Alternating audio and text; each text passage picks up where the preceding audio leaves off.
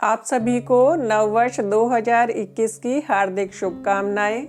नववर्ष में आप सभी स्वस्थ रहें, खुश रहें, इसी कामना के साथ एक बार फिर से आप सभी का हमारे चैनल डेली एस्ट्रोलॉजर शशि में हार्दिक स्वागत है। आज हम चर्चा करेंगे वर्ष 2021 मेष राशि से लेकर के मीन राशि तक health, wealth, education, career, marriage and family planning wise कैसा रहेगा। आइए अब चर्चा करते हैं धनु राशि वालों के लिए वर्ष 2021 क्या परिणाम देने वाले रहेंगे। सबसे पहले चर्चा कर लेते हैं ग्रह स्थिति की। राशि भाव में सूर्य और बुध स्थित होकर के बुध आदित्य योग बना रहे हैं। सेकंड हाउस में गुरु और शनि स्थित हैं। फिफ्थ हाउस में मंगल अपनी ही राशि में स्थित हैं। सिक्स्थ हाउस में राहु उच्च के होकर के स्थित हैं। एट्थ हाउस में चंद्रमा अपनी ही राशि में स्थित है। 12th हाउस में शुक्र और केतु स्थित है। शुक्र 4 जनवरी को राशि चेंज करके आपके राशि भाव में स्थित हो जाएंगे।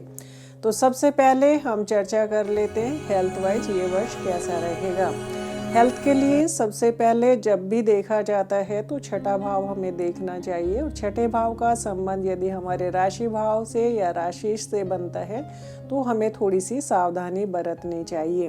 वैसे बहुत ज़्यादा टेंशन लेने की आवश्यकता नहीं है, क्योंकि छठे भाव में राहु उच्च के ही होकर के स्थित है। तो हेल्थ वाइज धनु राशि वालों के लिए अच्छा ही रहेगा। थोड़ा सा ध्यान रखें, क्योंकि धनु राशि वालों का शनि का लास्ट पड़ाव है। लास्ट पड़ाव सेकंड हाउस में शनि अपनी ही राशि में होकर के स्थित है, तो हेल्थ वाइज परेशान नहीं करेंगे। चर्चा कर लेते हैं वेल्थ वाइज वर्ष 2021 कैसा रहेगा। धनु राशि वालों की शनि की 7.5 चलने के कारण और कहीं ना कहीं कोविड-19 के कारण भी जिन जातकों की नौकरी छूट गई थी या जिन जातकों की नौकरी थी लेकिन सैलरी नहीं मिल पा रही थी, तो उनके लिए ये वर्ष अच्छे ही परिणाम देने वाला रहेगा, क्योंकि सेकंड हाउस में खुद शनि अपनी ही राशि में स्थित होकर के आपके लाभ भाव को भी देख रहे हैं, और बृहस्पति आपके राशि होकर के सेकंड हाउस में स्थित है। सेकंड हाउस और राशि भाव का जब भी संबंध बनता है धन के लिए अच्छा योग बनाता है। 5वें भाव में मंगल अपनी ही राशि में स्थित होकर के आपके 11वें भाव से भी दृष्टि संबंध बना रहा है, तो ये समय आपके लाभ के लिए बहुत ही अच्छा योग बना रहा है, क्योंकि आपके लाभेश शुक्र अभी 12वें भाव में स्थित है, लेकिन 4 जनवरी को आपके राशि भाव में स्थित हो जाएंगे। तो धन के लिए ये वर्ष बहुत ही अच्छा परिणाम देने वाला रहेगा।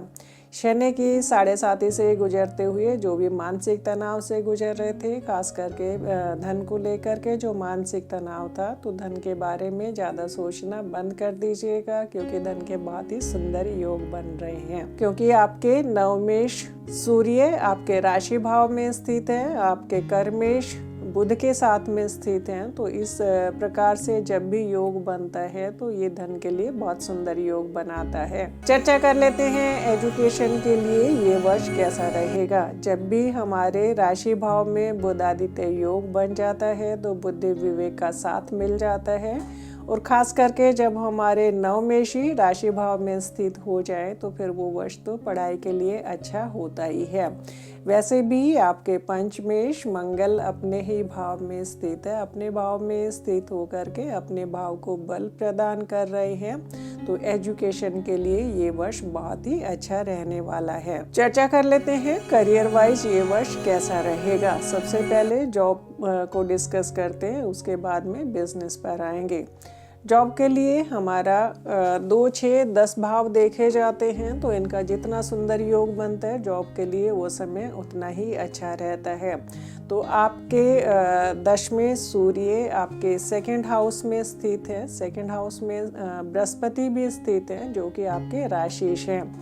राशिश बृहस्पति सेकंड हाउस में स्थित होकर के आपके छठे भाव से भी संबंध बना रहे हैं, और आपके 10वें भाव से भी संबंध बन रहा है। तो इस प्रकार से, क्योंकि सेकंड हाउस में शनि अपनी राशि में स्थित है और बृहस्पति शनि के साथ में स्थित है, तो इस दृष्टि में शनि और बृहस्पति दोनों का ही प्रभाव आएगा। और जब हमारा दशमेश का राशि भाव से संबंध हो जाए या सेकंड हाउस से संबंध हो जाए तो वो वर्ष हमारे लिए जॉब के लिए भी अच्छा ही कहलाता है। और इस समय पर तो आपको भाग्य का भी साथ मिल रहा है क्योंकि भाग्येश बृहस्पति आपके राशि भाव में स्थित है। चर्चा कर लेते हैं बिजनेस के लिए ये वर्ष कैसा रहेगा। बिजनेस के लिए 3, 7 और 11वां भाव देखा जाता है। तीसरे भाव के स्वामी शनि अपनी ही राशि में स्थित है और 7वें भाव के स्वामी बुध आपके राशि भाव में स्थित है, आपके भाग्येश के साथ में स्थित हैं, तो अपने भाव को बल प्रदान कर रहे हैं। और जब आपके 11वें भाव की हम चर्चा करें तो 4 जनवरी से आपके शुक्र भी आपके राशि भाव में स्थित हो जाएंगे। राशि भाव में स्थित होकर के आपके 7वें भाव से संबंध बनाएंगे। तो ये जो जातक अपना नया व्यापार करना चाह रहे हैं तो उनके लिए ये वर्ष बहुत ही शुभ परिणाम देने वाला रहेगा। बिजनेस की जब भी हम चर्चा करते हैं, कोई भी बिजनेस करते हैं तो एक मोटा अमाउंट कहीं ना कहीं हमें खर्च करना पड़ता है, तो उसके लिए हमें अपनी जन्मपत्री को नहीं भूलना चाहिए। खाली एक हम गोचर का सुन करके यदि हम नया काम शुरू कर लेते हैं तो वो कहीं ना कहीं कोताही बरतने वाली बात हो जाती है, क्योंकि पूरे परिणाम के लिए हमें अपनी कुंडली में बनने वाले योग और उसके बाद में योग को फलित करने वाली दशा तथा गोचर का साथ चाहिए होता है। तो गोचर वाइज ये वर्ष आपके लिए अच्छा रहेगा, लेकिन अपनी कुंडली को भी देखिएगा। यदि कोई भी आप मोटा अमाउंट खर्च करने जा रहे हैं तो बिना सोचे समझे मत करिएगा। चर्चा कर लेते हैं मैरिज वाइज ये वर्ष कैसा रहेगा। शादी के लिए 7वां भाव देखा जाता है। 7वें भाव के स्वामी और कारक शुक्र को देखा जाता है। तो 7वें भाव के स्वामी बुध अपने भाव को बल प्रदान कर रहे हैं, क्योंकि राशि भाव में स्थित होकर के आपको 7वें भाव से भी संबंध बन रहा है। और कारक की जब हम बात करें, कारक शुक्र तो 4 जनवरी से आपके राशि भाव में स्थित हो जाएंगे। और बृहस्पति का जब भी हम बात करें तो 5 अप्रैल से, एक तरीके से हम इसको 6 अप्रैल बोलेंगे, क्योंकि 5 अप्रैल को रात्रि 12:22 से राशि परिवर्तन करेंगे। कुंभ राशि में स्थित होकर के आपके 7वें भाव से भी दृष्टि संबंध बनाएंगे। तो जिन धनु राशि वालों का वैसे तो पीछे पीरियड भी अच्छा ही गया है शादी के लिए, लेकिन अनलक के लिए यदि शादी नहीं हो पाई है तो ये वर्ष आपके शादी के भी खुशखबरी देने वाला रहेगा, क्योंकि जब भी बृहस्पति का आशीर्वाद मिल जाता है, 7वें भाव से संबंध बन जाता है, तो वो वर्ष शादी के लिए भी अच्छा ही परिणाम देता है। आइए चर्चा कर लेते हैं संतान प्राप्ति के लिए जो भी जातक प्रयासरत हैं तो ये वर्ष उनके लिए कैसा रहेगा। संतान के लिए 5वां भाव के स्वामी और कारक को देखा जाता है। तो 5वें भाव के स्वामी मंगल अपनी ही राशि में स्थित होकर के अपने भाव को बली कर रहे हैं। बृहस्पति 5 अप्रैल को रात्रि 12:22 पर राशि परिवर्तन करेंगे, कुंभ राशि में स्थित हो जाएंगे। कुंभ राशि में स्थित होकर के और मंगल 5 सितंबर को कन्या राशि में स्थित हो जाएंगे। तो उस समय पर बृहस्पति और मंगल का दृष्टि संबंध बनेगा। तो एक तरीके से 5 सितंबर का अगर हम पीरियड लेकर के चले तो ये संतान प्राप्ति वाला समय आपके लिए उचित रहेगा। आइए अब चर्चा करते हैं मकर राशि वालों के लिए वर्ष 2021 क्या परिणाम देने वाला रहेगा। सबसे पहले एक नज़र डाल लेते हैं ग्रह स्थिति पर। राशि भाव में बृहस्पति और शनि स्थित है। 4th हाउस में मंगल अपनी ही राशि में स्थित है। 5th हाउस में राहु उच्च के होकर के स्थित है।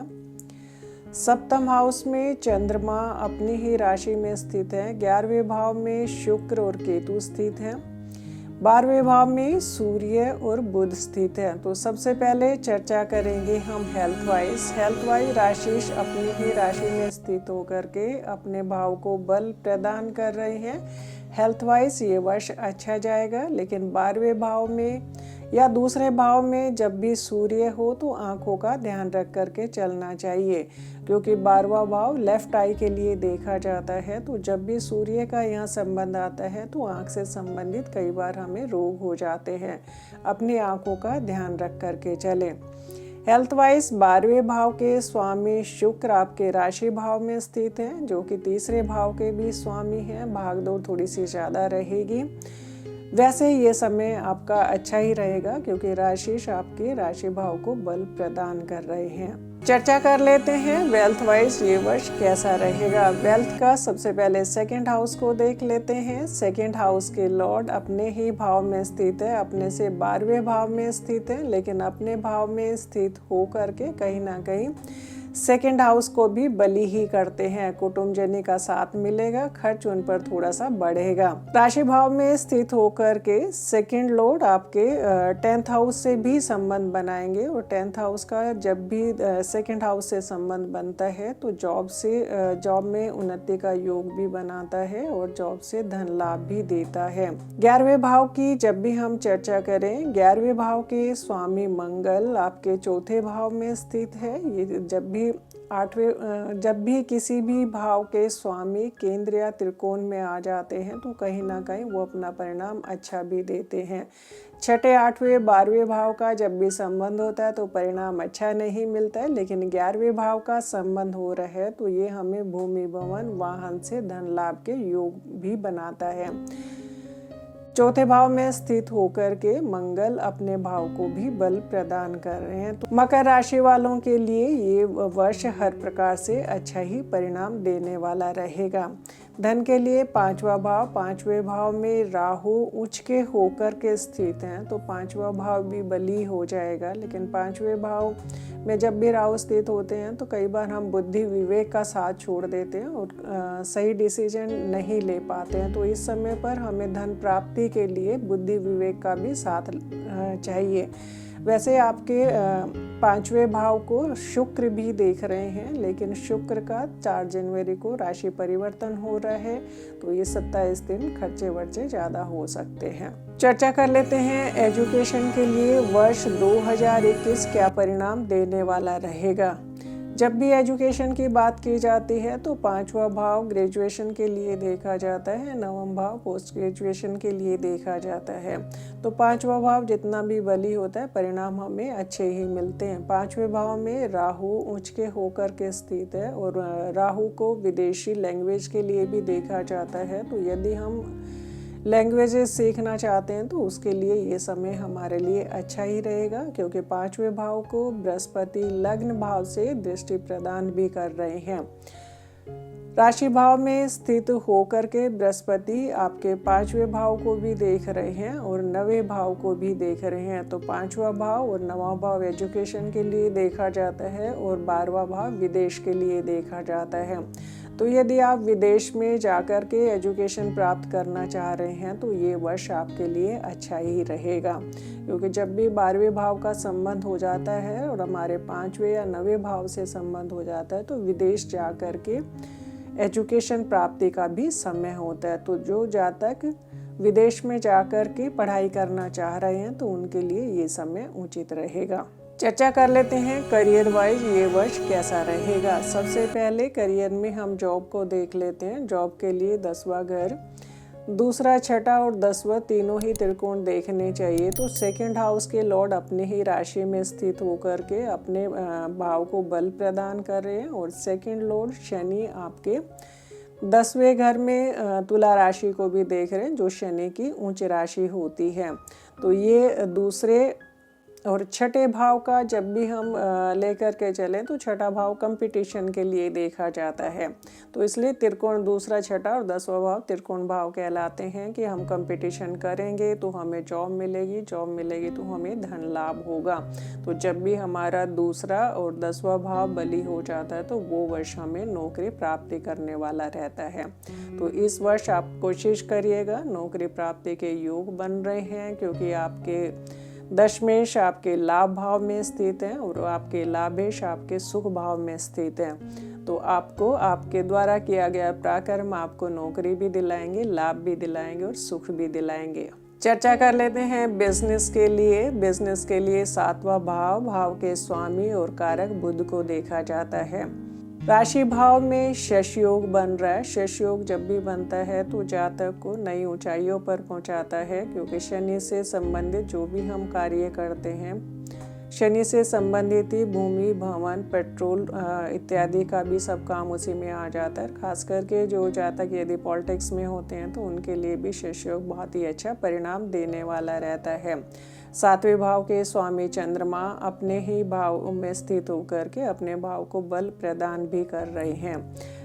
चौथे भाव से मंगल सुखेश और लाभेश होकर के 7वें भाव से संबंध बना रहे हैं और राशिश भी 7वें भाव से संबंध बना रहे हैं। तो ये समय आपके बिजनेस के लिए भी अच्छा ही रहेगा। यदि आप भूमि से संबंधित या जैसे रियल एस्टेट से संबंधित काम करना चाह रहे हैं तो ये समय आपके लिए अच्छा ही रहेगा। चर्चा कर लेते हैं मैरिज के लिए ये वर्ष कैसा रहेगा। जब भी शादी की बात की जाती है 7वां भाव देखा जाता है। 7वें भाव के स्वामी आपके अपने ही राशि में स्थित होकर के 7वें भाव को बली कर रहे हैं और डबल गोचर भी मिल रहा है। राशि शनि भी 7वें भाव को देख रहे हैं और देवगुरु बृहस्पति भी राशि भाव में स्थित होकर के 7वें भाव को अपना आशीर्वाद प्रदान कर रहे हैं।